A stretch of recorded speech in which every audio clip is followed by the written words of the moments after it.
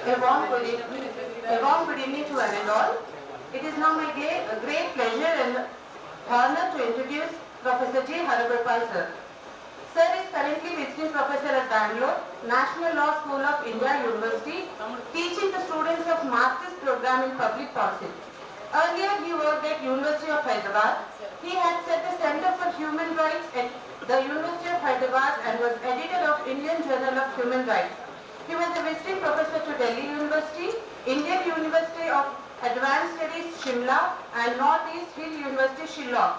He was UGC National Lecturer during 1989 to 91. Lectured at Oxford, London University, UK and Cornell University in USA. He was a visiting professor at Uppsala University, Sweden. He participated in World Conference on Human Rights at Vienna on the invitation of United Nations. He was a delegate of National Rights Program at Montreal, Canada. He was an ICSSR National Fellow at Tata Institute of Social Sciences at Hyderabad. Presently, he is the chairman of Kishore Bharati. He published 4 books, edited 3 books in English and 3 books in Telugu and 60 research papers in national and international journals. He has been associated with the civil rights movement for the last 4 decades. And with this brief introduction, now I welcome Sir onto the dais to chair the technical session. Friends, principal of Begumpet Women's College, and Kamala Garu, who is organizing this very important conference, and friends. Coming to Begumpet Women's College is partly something like coming home, because Dr. Varmala worked here in this college when she actually superannuated. That was her last posting. And I used to go to the college on different occasions. And because of COVID, of course, everything got upset. And partly it has come down. Hopefully it ended. But we are again threatened that there may be a 4th wave. One really doesn't know, but before that 4th wave starts, I think we should finish as much of interaction as possible, because we suffered enormous isolation, loneliness during this 2 years period. I would say that this was the saddest period in my life, because no social interaction, no programs, no seminars, no travel, no friends can come, you can't visit friends. I think this is something human beings, perhaps have never experienced in the past. There were several viruses, but I don't think there was any virus at any point of time in the history which had threatened the entire humanity. And it was so intimidating that some of us lost weight, not only me, several of my friends. Not only in Hyderabad and this part, but friends even all over India. Whenever I ring up, they start telling how much of weight they lost. And I am happy that this may be 5th or 6th program I am attending after the COVID threat has come down. Even my medical doctor says that now we can go and attend the programs. So I am very happy to come and talk to you. Of course, this session is supposed to be on the quality, and in one sense it's very difficult question. It's a very difficult question because I was associated for a very long time with NAAC. This national accreditation, they went on changing the criteria periodically. Whenever they were changing the criteria, we were also involved in changing the criteria. What parameters to be taken, and how to judge an institution, and how to compare institutions. And the institutions in the remote rural areas, in the tribal areas, the institutions located in Delhi, in the cosmopolitan cities, there is a variation unbelievable. In fact, I went to evaluate one college in Delhi. It is called Shivaji College. Not many of us heard, although I was visiting professor in Delhi, but I have not heard much of that college. But when we went to that college, there are 260 full-time faculty members. Even universities don't have 260 full-time faculty members in that college. But it is located on the periphery of Delhi, and with the result, large number of students from the marginalized communities, from farming families, from agricultural families, from the different Dalit sections, they were coming, they got admitted in this college. So a NAP team, we were discussing how to evaluate this college.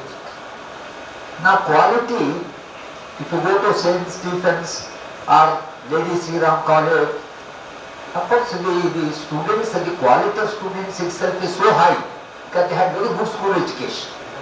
Come from families where parents are highly educated. So in the process, they have had several advantages. I went to LSR college also to give some lecture. I was invited to give a lecture on public administration, but the students started demanding, sir, please give a lecture on human rights. Public administration will study. No, they demand from the students, and even the faculty was surprised that the students have a different demand. Now, if I compare them, Stephens or LSR or IP college and the Shivaji college and the colleges in the rural areas, how do you get the quality? So we said the colleges which are serving a backward area, in a remote rural area or in a tribal location, should be judged totally in a different manner as far as quality is concerned. If you apply the same quality that you apply to Lady Sri Ram College or St. Stephen College, or even some of the colleges, Presidency College, which have produced two Nobel laureates of Calcutta, then so this comparison becomes completely incomparable. That's why when quality assessment comes, that how to quantify the qualitative variables is one of the challenges in social science research. Supposing there are several qualitative factors like happiness, like satisfaction, the relationships, and how do you quantify them? They are not. So economics has an advantage in one sense that economics has money, production, therefore you can measure, growth rate, you can measure. But when you come to a discipline like political science, where I deal with power, nature of power, how do you quantify power? How do you quantify the power of Prime Minister, let's say, different Prime Ministers? No, the power is a qualitative variable. And therefore quantification of qualitative variables is always difficult. Bhutan has done some formula and therefore they are measuring happiness. So now they are placing the nations on the hierarchy of happiness. And Bhutan is supposed to be one of the happiest, Finland is supposed to be the happiest nation. And when I was in Sweden, they were working on this happiness. And Sweden is somewhere 9 point, on the 10 point scale, they have reached 9 or 9.2 on happiness. They are now researching why this point gap, why people are not fully happy. And what I am therefore saying is, quality is something which is very difficult to assess, to evaluate, to quantify. But then, even when you are talking of the quantitative variables, you have to, instead of quantification, we have to take certain variables and try to grasp with the question, try to negotiate with the question. That's why we said, for example, a women's college. Girls have lots of problems. They have to share the domestic work and they have to run to the college. They have other biological problems like unlike men. They have different problems. Marriage, sometimes they get married irregularly, parental pressure and discrimination at family, in the family. There are several questions. I know one of the toppers of public administration in Usmania University, She joined for her PhD with me in Center for Economic and Social Studies. And husband said, no more PhD, you have to discontinue. She was a gold medalist. She cried and she told me, sir, I am discontinuing my PhD because my husband says no question of 5% PhD. Now we are dealing with that type of client. In our college we are dealing with girls who have specific problems. Specific problem not created by themselves, but specific problem created by the domestic division of labor, by the discrimination in the family. And those girls come to us. And when they come to us, so obviously the Begumpet Women's College quality will have to be assessed in a different way, and it is a completely women's college, then you have to look at it in a different way. So therefore what I am saying is that once Kamala Garu suggested that this session is devoted to quality, I started wondering, and because I had a student, later he became a faculty member in Usman University of Hyderabad. When Mandal Commission was announced, he was upset terribly. From the upper caste, he was terribly upset. And then he went on arguing with me. Then I said, look, for centuries of discrimination, centuries of deprivation, how do you really, democratize your society? How do you equalize the opportunities? So somewhere, you have to understand that people who are denied of education for centuries, they have to be given an opportunity, and they have to look at the whole thing in a different way, and you have to take a positive. He said, no sir, merit is very important. I said, what is merit? Then, when he joined for MPhil with me, I asked him to work on merit. And then he prepared a questionnaire and all that. Then he started interviewing people. And then he comes to me and says, sir, it's very confusing, sir. Nobody knows what is merit. I said, you define merit. You are madly committed to merit. But you define merit. Now, the problem is, how do you define merit? We have evolved a method of marks, examination. So we give marks, and we think that is how we can quantify the qualitative performance of the students. But then my submission is that quality math is really, going on, debating that. But anyway, they have arrived at certain parameters, reasonably good, I would say, that. And when they come to, when we go to rural colleges, we assess them in a different way. We go to urban, we assess them in a different way. When you go to West Bengal, you assess them in a different way. And some of the colleges which were excellent also have deteriorated. We went to a college in Rajasthan. You won't believe that 150 or 160 IAS officers that college has produced. Can't believe. But that college condition is very bad. Very bad in sense infrastructure is not there. Faculty recruitment has not taken place.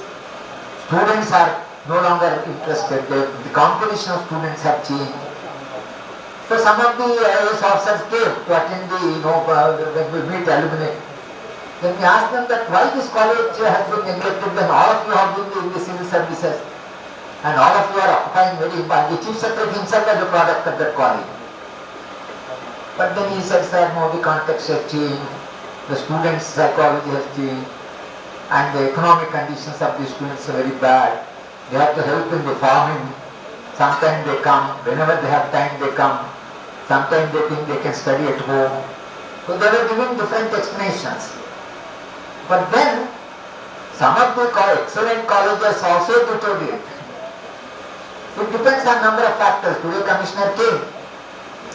The commissioner or the secretary, because we have a civil education committee, we have an All India Forum for Right to Education, we have building a movement in 22 states, how to protect the government institutions and all that. The story is the same. You go to Nagaland, they say, sir, no recruitment, faculty recruitment. Funds have come down. No infrastructure. Building maintenance, we have no grant. Nagaland. You go to Kashmir, myself, my wife, we went to Srinagar, you say the same thing in Srinagar. And now you go to different parts of the country, story appears to be the same. What happened to higher education? What happened to priority to higher education, particularly in the public domain? But once privatization started, last time I met the one MLC, who is also heading the private institutions. I met him, then I told him, that you have your own private thing, please allow us to survive, allow the government institution to survive. Why sir, why you are saying that? I said every year the budget is coming down. And you people collect money right and left, but no, so we can't collect that type of fee. Even in University of Hyderabad, we can't raise the fee. So therefore, once the private sector came, obviously what has happened, the entire focus is on the private. And private universities came. And our own Chief Minister is saying that public universities must learn from the private universities. I'm puzzled. I'm puzzled because the private universities have come very, you say 80s, 90s phenomenon. IITs, IIM, Central University, Usman University, I am a alumni of this university. They were in the top 5 universities of the country. The Usman University was in the top 5 universities of the country. But what has happened to Usman University? I go to Calcutta University, where I worked for a decade. Even I go to University of Hyderabad. That's there is a difference. Now can you imagine that in Usmania University, in the political science department, if there are 6 or 7 faculty members, University of Hyderabad has 24 faculty members in Department of Political Science. Because our faculty strength depends upon specializations and not on the student and ratio and workload and all that. No.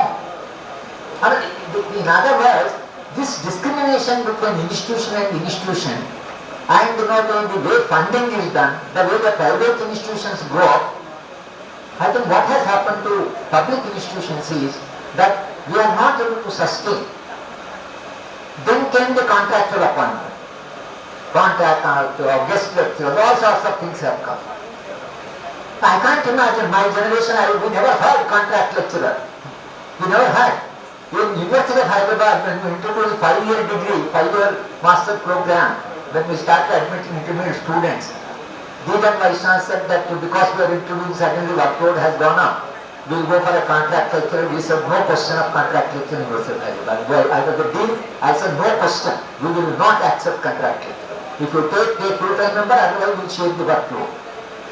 Because the contract lecturer, the tragedy is 16 years, now they have increased the life that service 61 years. Contract lecturer 61 years, you retire. What is this? Contract lecturer retiring at the 61. No service, it has not been counted. Now anyway pension has been removed.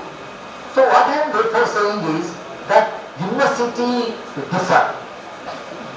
40% of the budget of the University Grants Commission goes to only Delhi University. Can you imagine? 40% of budget on one university. Because they have 76 colleges. And all college teachers are university teachers, literally. Because the university teachers go to the college teachers go to the university. So they continuously, is a different process. Now, therefore what I am saying is, the debate on the quality is a very difficult debate. Whenever, of course, suggested we should speak on the quality, but quality depends upon, the several factors, several variables. It's not a single variable. Several variables are there, when you talk of the, quality, when you talk of the quality institutions. Come, I think you are saying the addressing the last session. I know the rest come through.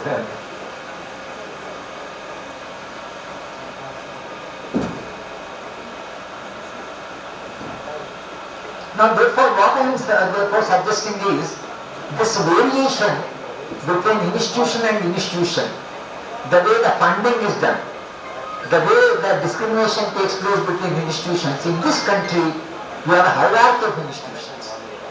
There is a hierarchy.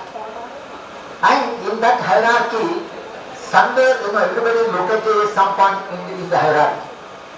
And then we are talking of the quality that how to rate these colleges and whose mistake it is if a particular college is not performing well.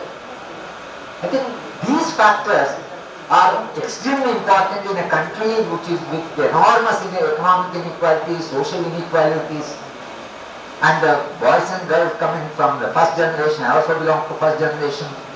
My father was a farmer, he was only 7th class. So therefore, how do you negotiate with the first generation scholars? How the institution treats the first generation scholars? So I think in a society like ours, which is so ubiquitous, so inegalitarian, in such a society, I think the universalization of the variables of quantification of the qualitative variables is an extremely difficult task. We have to negotiate. The seminar, Kamala wants that at least this issue should be discussed, should be debated. And I therefore confine that given these structural constraints, given these limitations, how the quality of our institutions can be maintained, how the quality can be sustained, what are the factors which are within our control, within the control, and therefore I would suggest, I would flag 5 or 6 problems for your reflection. First thing is that quality, I am taking it for granted that quality means something that all of us understand. Quality depends, in higher education I am saying, on the freedom that the institution enjoys. I would flag it as the first issue. How much of freedom to enjoy? And how much of control the government exercises on the institution. Of course, you are a government college. So there is a lot of interference from the government. Because now the people sitting in the positions of power keep on thinking that they can do directives, they can do that. I mean, they have a different, but universities relatively, now it's not the case. Now the IAS officer sitting in the executive council literally is a veto power. This one comes over. University of Hyderabad doesn't have any bureaucrat on our government, on our executive council. No, we don't have any bureaucrat. It's all academics. But state universities have 2 or 3 IAS officers. I have been telling with some of these officers, then Vaidnath, the education secretary, some of whom who happen to be our friends, I used to tell them that you are sitting on the governing council of the university not to bring in the control, but to convey the problems at the university to government. That is your function. Your role is not to come and control. Your role is to know what are the problems university is facing, communicate back to the government and tackle them and solve them. Don't treat it as a position of power. Treat it as a position of responsibility. So this is the problem. But if you think creativity and critical thinking is one of the, one of the inputs of the quality, creative thinking and critical thinking, if you consider it as one of the indicators, then creativity is a function of freedom. When you have freedom, you will have lot of creativity.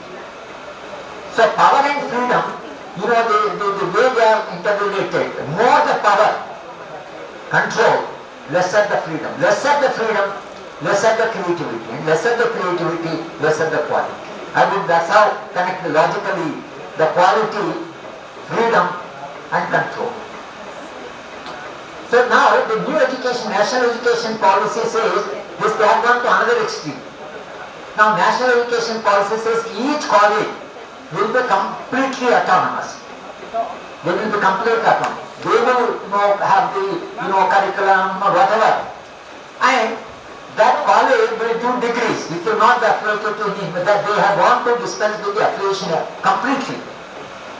If you completely give away the affiliation, then the degree is given by the college, and some college located in a remote tribal area, if it gives a certificate, you go for a competition or you go for some jobs, they will ask you, which is this college? I mean, if it from Usman University means it is known that I am a graduate from Usman University. But that I am a graduate from some college, Hyderabad and some college in Mahbubnagar, then the nation will not know who you are. But their idea is it will give complete freedom. Please not assuming that the national education policy presupposes that if each college has autonomy, complete freedom to decide that, this and all that. But exactly opposite, there is a complete centralization.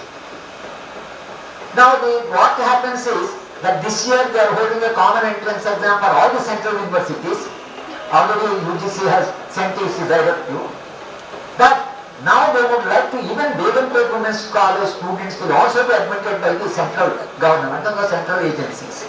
National Testing Agency will be there. They will admit our students. So we have nothing to do, they will send the students.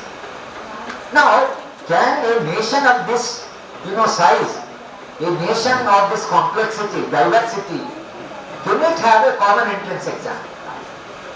And a common, central control on all institutions. What happened in Tamil Nadu, Anita, a Dalit girl, who was very bright, and she couldn't get into medical because a NEET exam she could not clear. She committed suicide and she wrote a suicide note. We had a major public meeting in Tamil Nadu. There is some judge also sitting, Judge T. Now Anita's suicide note says that if you do not have a common education system, common quality in the education system, how can you have a common, examination from Delhi? Then when there is so much of variation, she says, if only NEET was held in the Tamil Nadu, I would have passed. Given my marks and given my merit, I would have passed.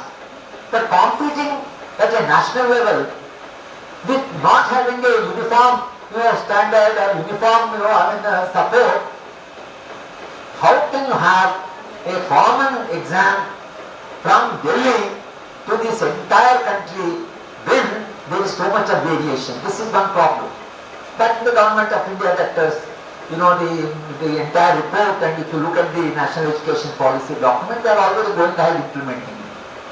And perhaps next year or by another 2 years, we will have a completely different system of education. Now today morning I was talking to a friend, and he was telling that in Delhi University, 40% of teaching will be done by outsiders. Who are these outsiders? Nobody knows. They will send a lateral entry, something like that. So 40% of the workload will be borne by visiting the people from outside whose government will nominate, and 60% by regular faculty. Delhi University people are puzzled. Who are these 40% people? Who are going to select them? There is a commission for, there is a National Commission for Higher Education, very powerful body. The University Grants Commission going to be merged with that. And that powerful body will decide. But please understand that if this is the centralization, on the one hand we talk of total autonomy to the college. On the other hand we talk of centralized curriculum, centralized examination, centralized admissions. I don't know, in the course of implementation, government may realize that how difficult it would be to implement the policy, because the diversity of this country, the plurality of this country, the linguistic diversity of this country, they are going to be a serious problem. But the government wants to go ahead with this entire policy. So what I would therefore say is that autonomy or the freedom of the teacher, freedom of the institution, how much of freedom the principal and the faculty enjoy, how they will be able to, at least innovate. I think I would say quality depends upon the autonomy and the freedom, whether the university, whether the college. I would say that is one of the factors in the quality debate. The quality debate is that how much of freedom the faculty enjoy. University of Hyderabad, we enjoy a lot of freedom because I introduced 6 courses during the course of my 25 years. Suddenly I get interested in some other area, I will remove the course and I will introduce another course. We have the freedom. Now it's not possible. Nowadays it will be entirely decided from the central government. And it will be decided in the same Delhi, what is that I can do if I have even an idea, that I can't help. The idea will be completely, I have to swallow the idea, but I can't experiment. So experimentation, innovation, these are all part of the quality debate, and unfortunately today the quality will be decided by the central agencies and highly centralized system. This is going to be one of the challenges of higher education as far as quality is concerned. Now, my second, I would like to put another, flag other issues.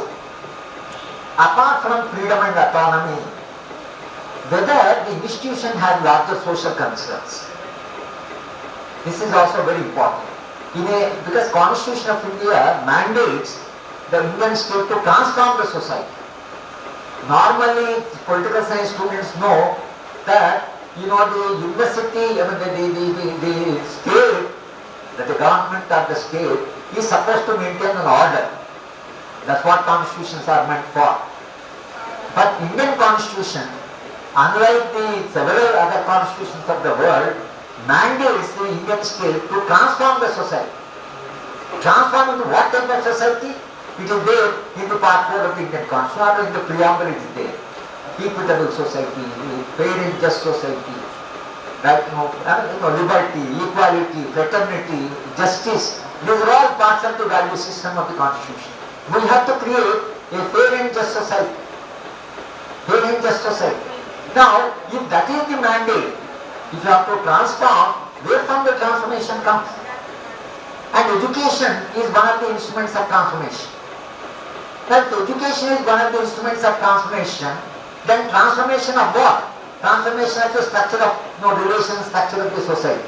Hierarchical, authoritarian, the relations have to gradually be democratized.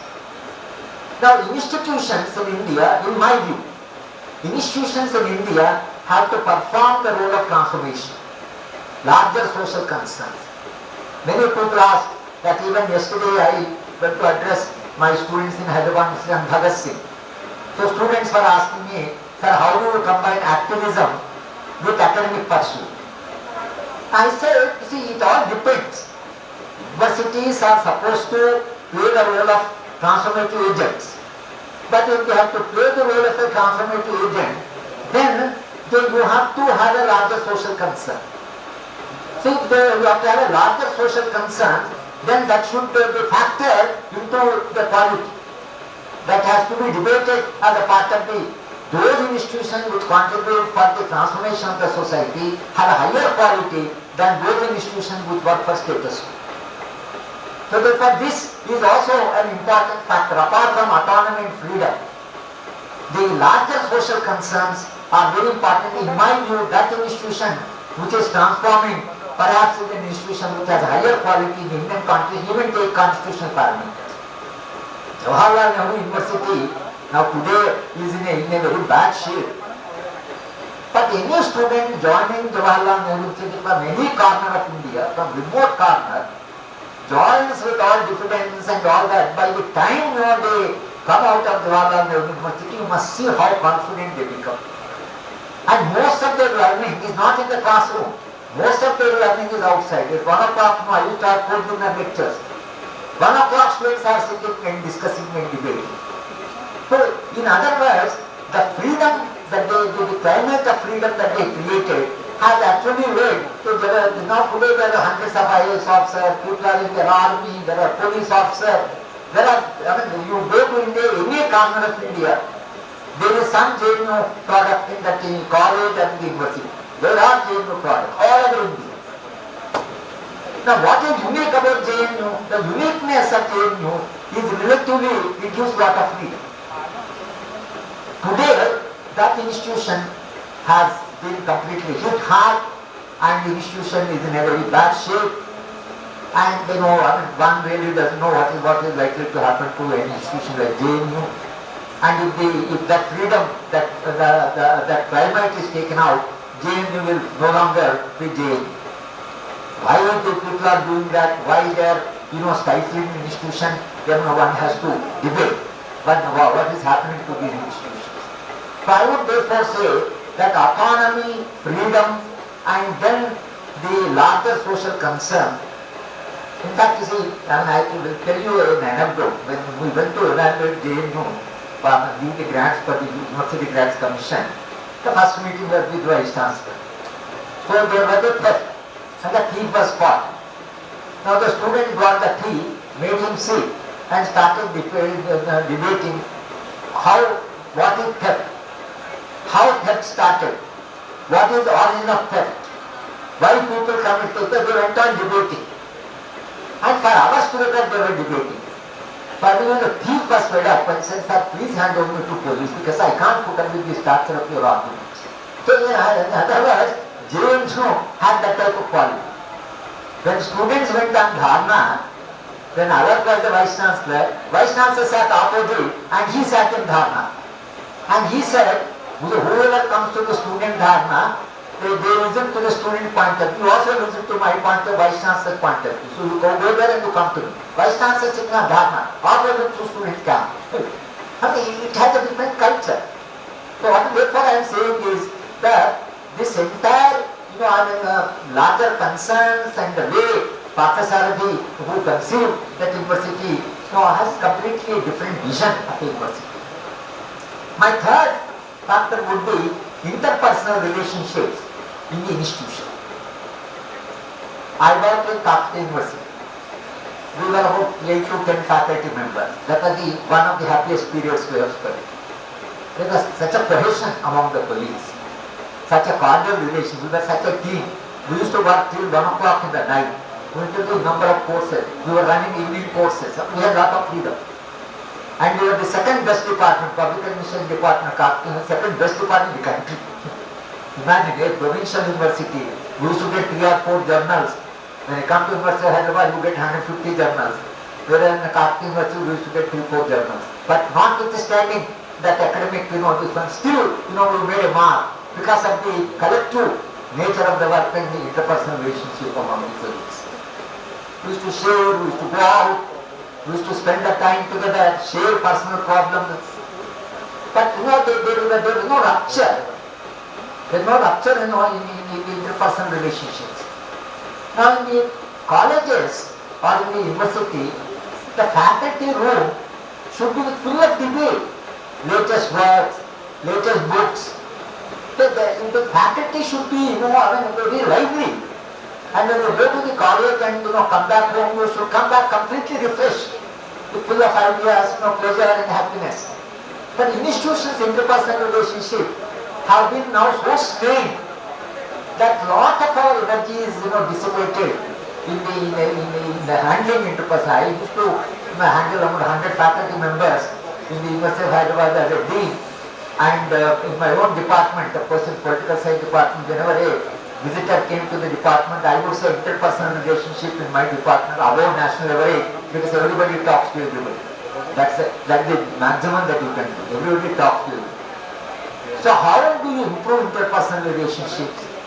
How the faculty members enjoy the work of the others? How you take a pride in the work of others? I think these are all the culture which has to be created in the institution. These have nothing to do with government funding and all that. These are personal, particularly when you are in the teaching profession. When you are in the teaching profession, this is one of the best professions. It's one of the best professions because you are continuously pursuing knowledge, you are transmitting knowledge. Classroom, every time you have fresh faces to see. You are always with young people, young girls coming from different backgrounds. Like no other profession has this, great experience of meeting every year after year, young faces, young minds. And then you are in the knowledge system, you are located in the knowledge domain. And therefore, because you are pursuing knowledge, the classroom or the faculty room should be bubbling with ideas, should be very full of life. That is somewhere a handicap of our institution which has nothing to do with the funding and the infrastructure and all that, but it has something to do with our attitude towards life and attitude towards others. And any institution where interpersonal relationships are cordial, that institution will thrive. The quality will be there in the institution. So the teacher is always having fresh ideas. So I would say that that is another factor that has to be factored into the quality debate. Then, in the institution, particularly the higher education institutions, knowledge should mediate the relation, not power.